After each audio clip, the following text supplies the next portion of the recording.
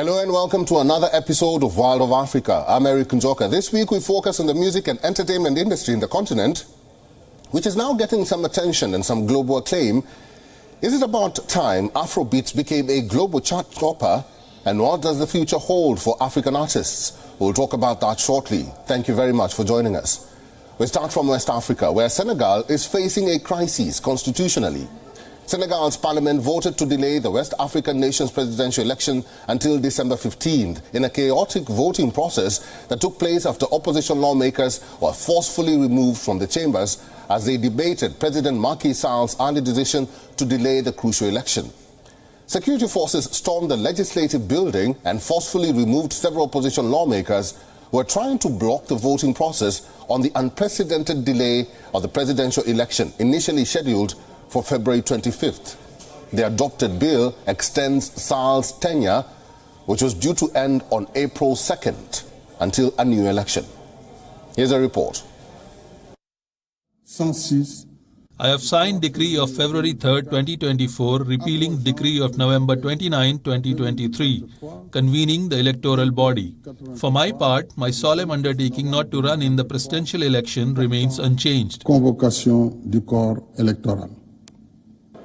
It was this televised address to the nation that threw Senegal into disarray after President Macky Sall cancelled the relevant law due to electoral issues he warned would fuel disputes.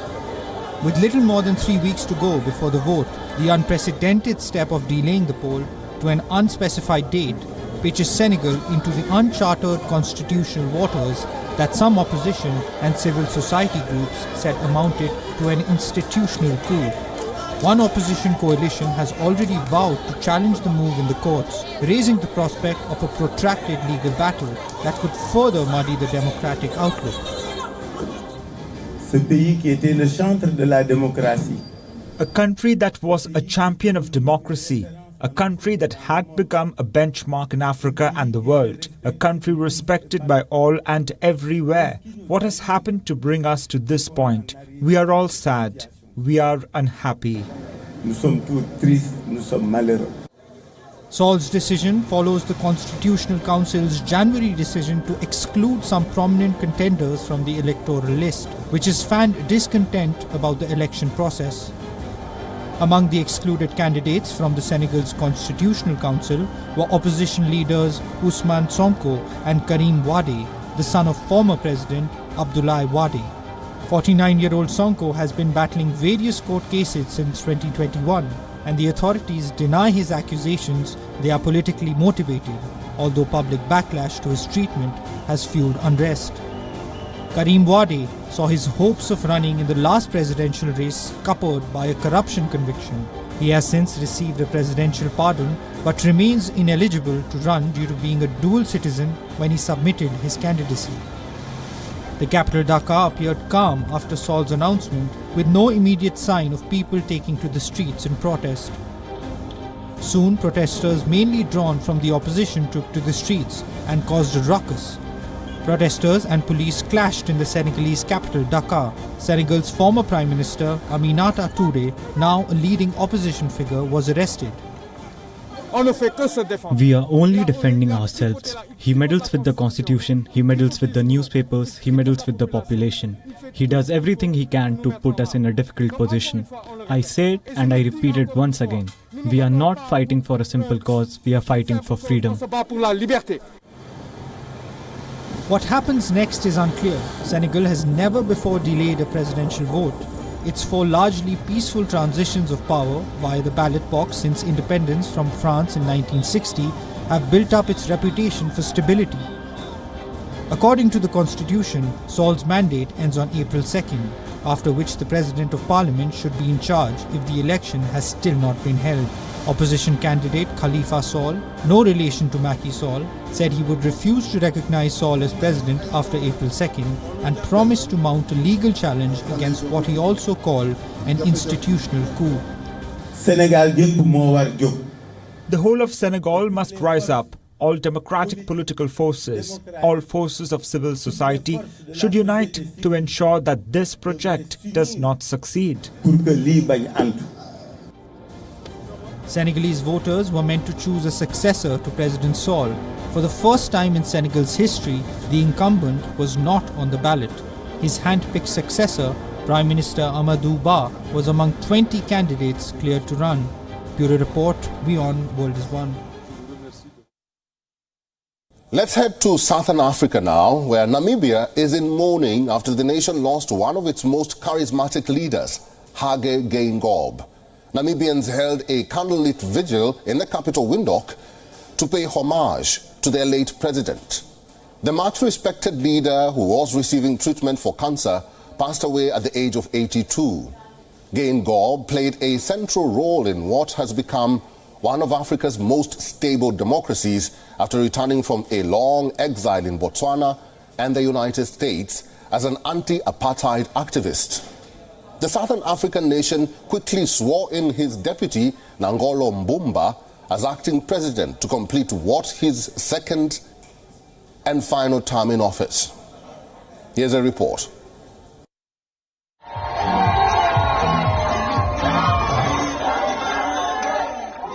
He was considered a charismatic leader. Namibians admired him for his easy and approachable demeanor. At times, he would venture out in public without any disguises and speak or hang out with locals. That's why Hage Geingob was so popular in his country and the region during his reign. For Namibians, a star stopped to twinkle with this announcement by the Vice President. Dr. Hage Geingob, the President of the Republic of Namibia, has passed on today, Sunday, 4 February 2024, at about 00 hours 04 at Lady Pohamba Hospital. Namibia's longest-serving Prime Minister and third President, Hage Geingob, was a reassuring figure. An anti-apartheid activist turned statesman, Geingob was the Southern African country's first president outside the Ovambo ethnic group that makes up over half the country's population. He took up activism against South Africa's apartheid regime, which at the time ruled over Namibia from his early schooling days before being driven into exile. He spent almost 3 decades in Botswana and the United States, leaving for the latter in 1964. Geingob was appointed Prime Minister when SWAPO won the first vote in 1990, a position he held for 12 years before returning to it again in 2012. In 2014, as the party comfortably won yet another vote, Geingob became president, riding on the legacy of its role in the liberation struggle. In between top jobs, the composed yet stern talking leader, who sported wide-rimmed glasses and a tuft of grey hair on his chin, held various ministerial and internal party positions. But his first term as president was tainted by recession, high unemployment and graft allegations. He suffered a couple of health scares in his later years, having undergone brain surgery in 2013 and a heart valve surgery in South Africa in June 2023.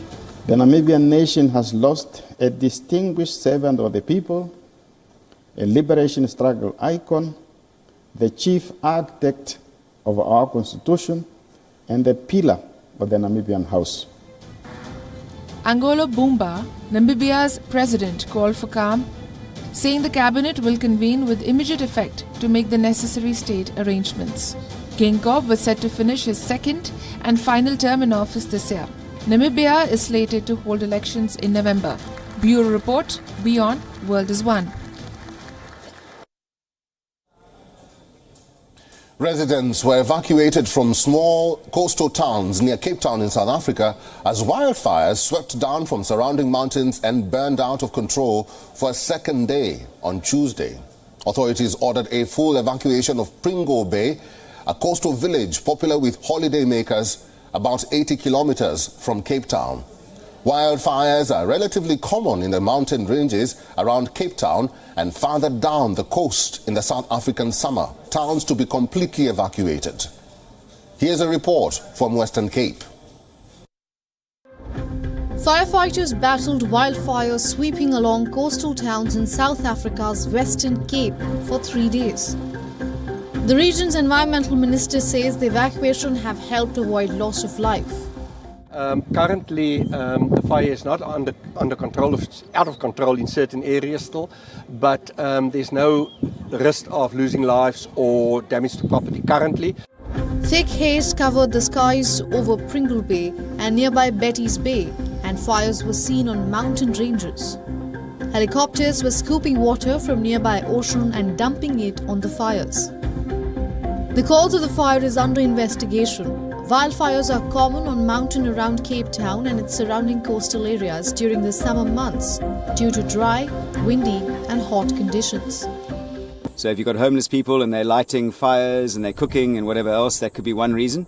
Is just, you know, the actual urban edge is getting pushed because of the amount of people who haven't got anywhere to live. The fires began on the 29th of January and were fueled by the hot, dry weather and strong coastal winds. The Overstrand Council said a small number of homes had been gutted. No injuries were reported, but authorities issued a code red, meaning the fires presented a serious and immediate danger to people and property. According to the government, fire has also engulfed around 95% of a nearby nature reserve. The main causes of the wildfires are discarded cigarettes, people lighting cooking fires or burning debris, and sometimes arson. Coastal winds fan the blaze and can make them unpredictable. Bureau Report, WION World is One.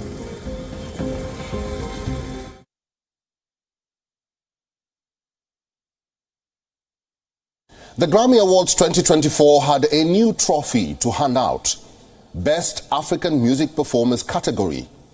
The prize reflects the growing popularity of Afrobeats and other music from the continent, which is gaining a global audience with the help of social media platforms such as short-form video app, TikTok.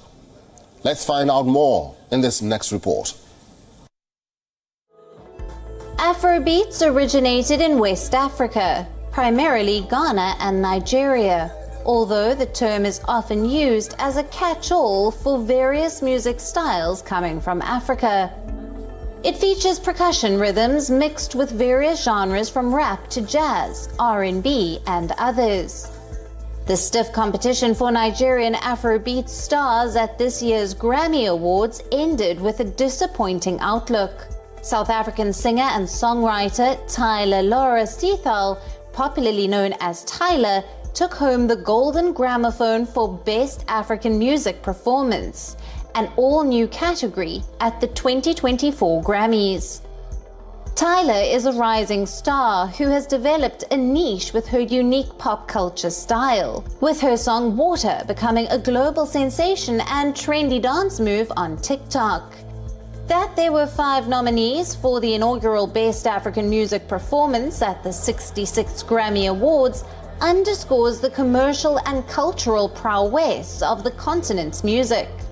They included Asake, Arya Starr, Burna Boy, Tyler, and Davido. Tyler trounced all of them. You know, we've been pushing the culture and the whole, African music idea in America for years. I grew up part of my life here. Being a Nigerian that has lived in America and gone back and forth. I understand both worlds, and I'm just happy that finally, Africa is being painted in a different way. The Best African Music Performance Prize reflects the growing popularity of Afrobeats and other music from the continent that is gaining a global audience with help from social media platforms such as short-form video app TikTok. On Spotify, Afrobeats music was streamed 13.5 billion times in 2022, up from 2 billion in 2017. In another milestone, Nigerian singer Burna Boy became the first African artist to sell out a US stadium when he played New York City Field last summer. Water was released in July 2023 after Tyler signed with Sony Music Entertainments. By September, TikTok users were replicating Tyler's dance moves in the #Water Challenge. To date, 1.5 million videos have been created using the song, and the #Water Challenge has been viewed 1.8 billion times according to TikTok. Tyler's success illustrates the power of TikTok and YouTube to help artists find fan bases around the world, a role once reserved for music labels.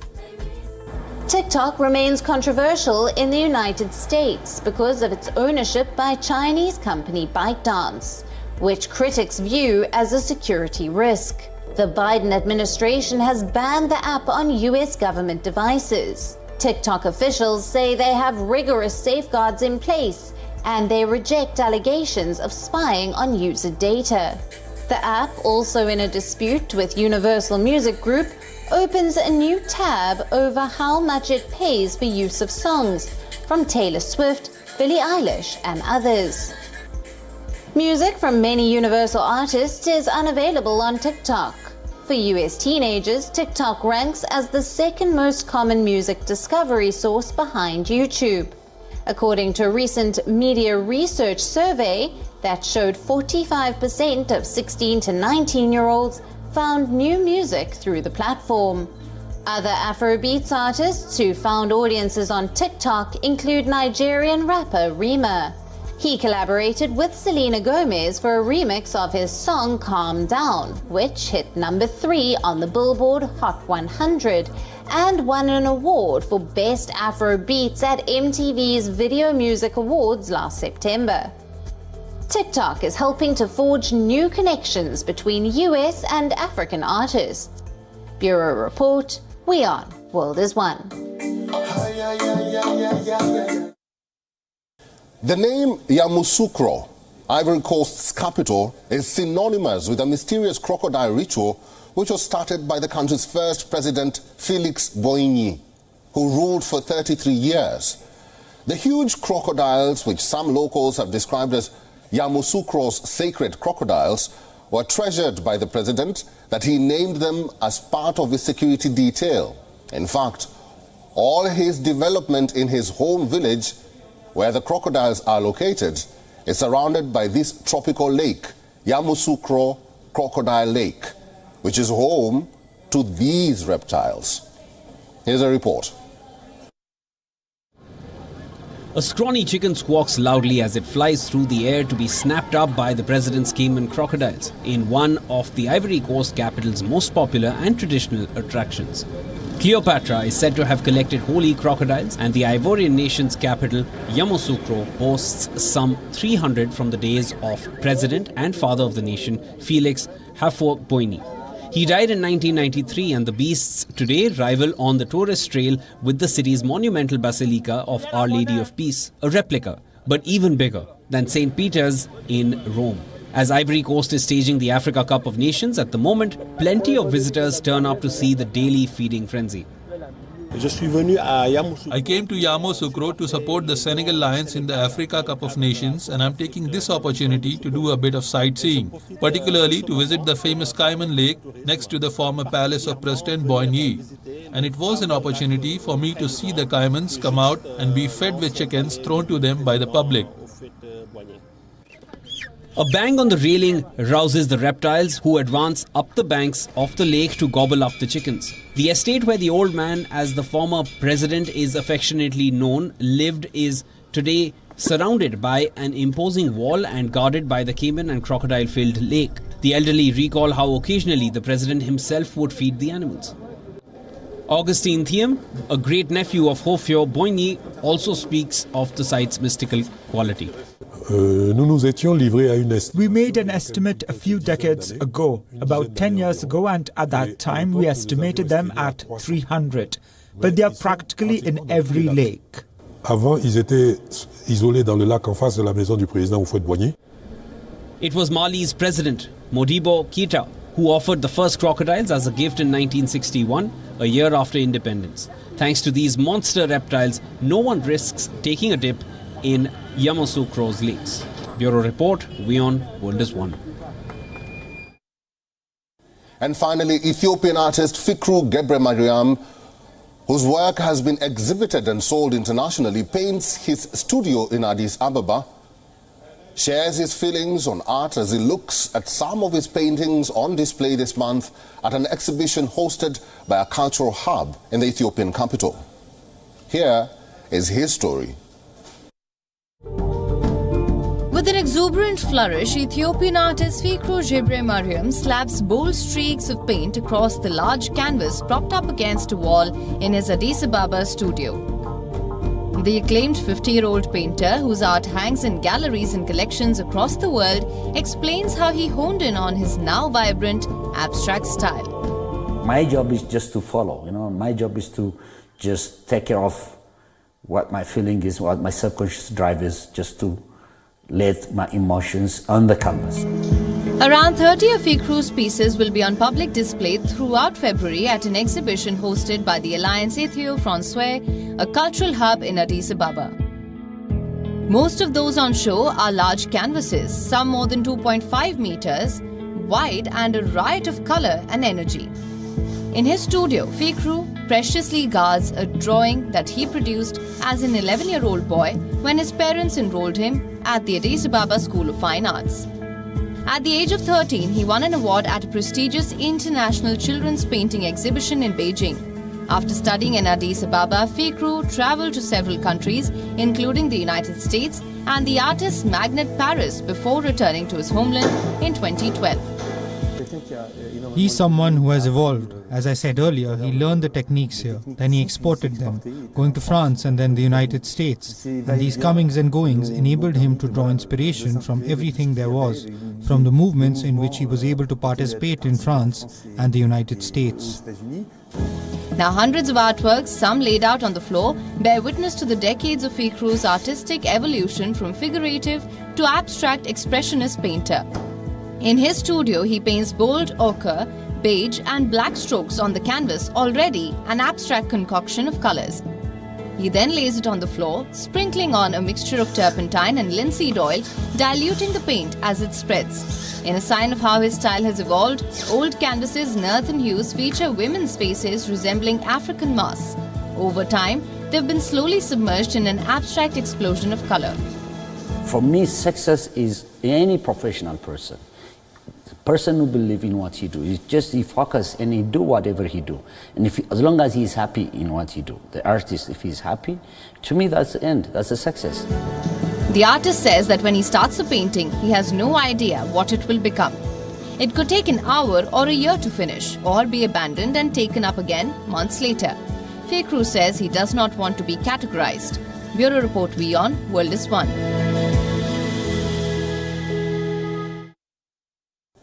Thank you for watching this week's episode of Wild of Africa. Get in touch with us on all our social media platforms and share your feedback about the show there. My name is Erik Njoka. Keep watching WION World is One, and until next time, it is goodbye from me.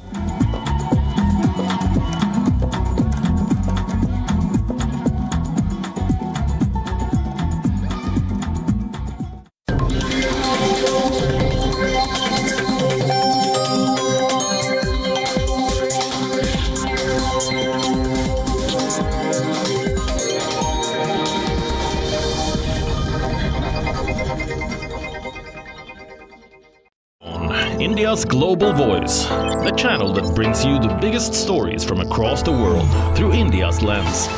Now available in more than 190 countries worldwide. Because we believe that the world is one. Watch us in Africa, Europe, USA and Canada, South America, Asia Pacific, Middle East and North African regions. Also available on these digital platforms across the world. WION. World is One. In 1979, two batchmates from CMTI teamed up with their mentor to create a small engineering design bureau. We could conceive machines from first principles. And that's where we got the confidence that can we start a consulting company where we do design for others. We have got an opportunity to make special machines for a company called Car Mobiles Limited. Once we started showing the exhibition, other auto component companies started coming to us. We realized that if you want to learn anything, buy the best book on the subject, study the fundamentals, and apply it in your context.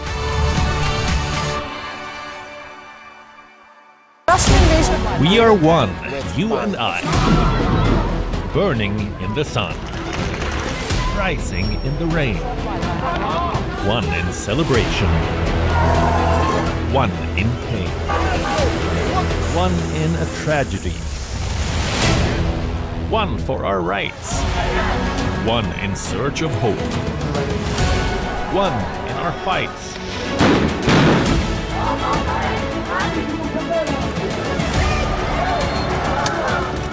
One beyond borders. One beyond our race. This could be one in the face of adversity. We are one, you and I, and it's our right to know how and why.